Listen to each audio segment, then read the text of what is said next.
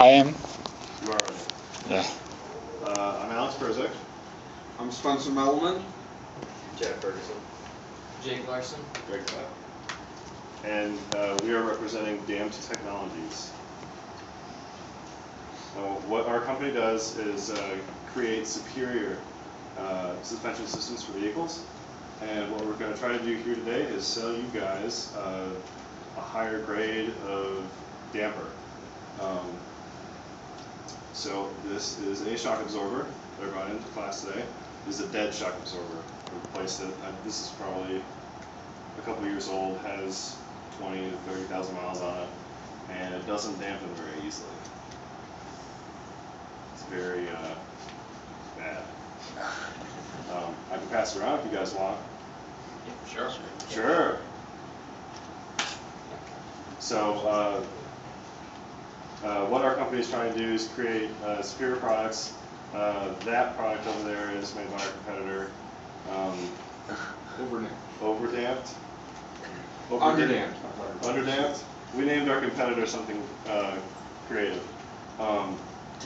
So anyways, what I did is our company developed a mass spring damper using MATLAB, and if anybody is going to be taking, or is an ME and is going to take dynamic systems, this is stuff you'll do in dynamic systems too. It's a box diagram. Very convincing stuff over there. So we use something similar to this to create a better spring damper problem, or a simulation for our products.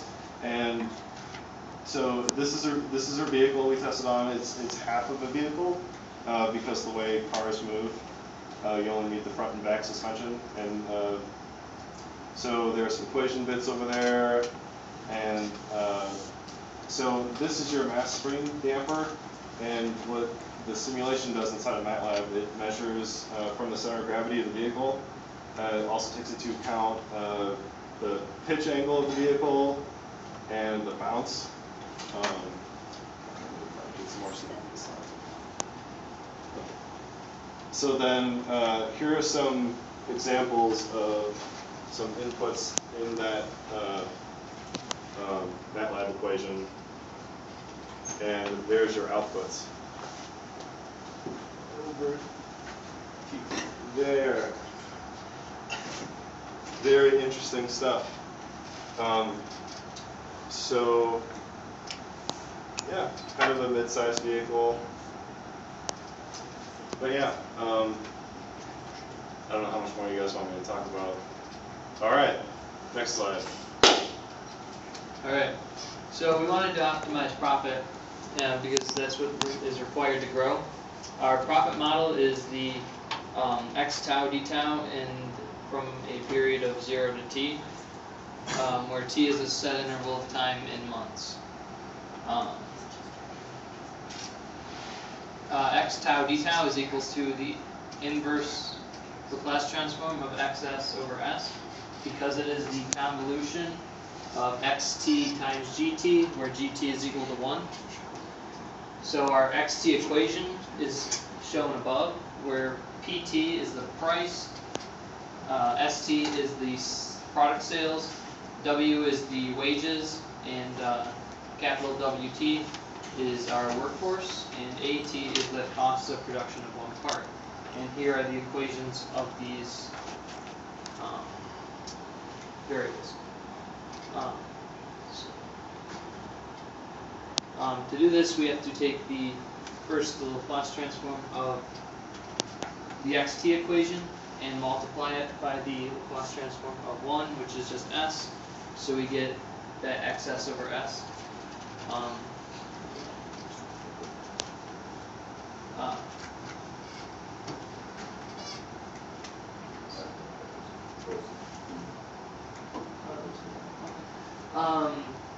We get that profit equation, which is P, and we get the new equation for profit, and we found, for 24 months or 2 years of to be 2,708,813,000.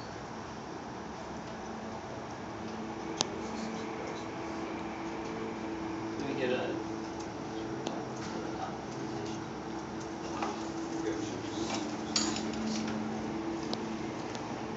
Oh, did you? Oh, you did? Yeah. Okay. We'll talk about So basically, this model here is the profit equation before we optimized it. In 24 months, we get a profit of 2.6 million. And with the model optimized by reducing any cost factor here, we showed that we reduce the wages of the workers, but it could have been any cost factor, really. Well, with reduced wages, we show an increase of $60,000 profit over 24 months. Basically, with this model, we can keep track of our profit, keep it at its peak, and adjust any cost factor to increase our profit, which in turn we can use that profit for increased research, new technologies, product advancement, whatever we see fit.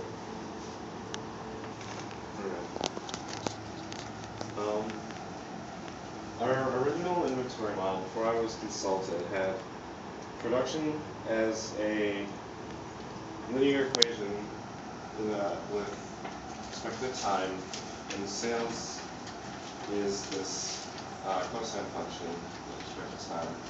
But with this model at the warehouse, we would have it fill up the capacity, and we'd have to like sell parts, sell loss, or commission a temporary warehouse until the parts would sell, and we'd have to stop the factory down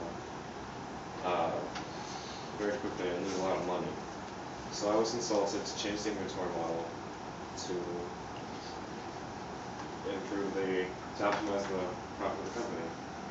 The new inventory model has production related to an autonomous equation that will slow itself down if the warehouse is kind of full, and we can produce more parts if the warehouse is very empty. And so that way the warehouse will never fill up beyond 30,000 parts, which is its maximum capacity, because the autonomous equation will not allow it to. I have the previous model with this constantly rise and rise until the warehouse is full, and then if it were met that line, then actions would have to be taken at the cost of the company to prevent parts from being wasted. And then in our autonomous equation, you can just imagine any one of these self-filled lines changing the rate at which our production happens until 30,000 or 350 units. It's stop production. That's it. So, Spencer, Yes, sir. what do you think about our stuff?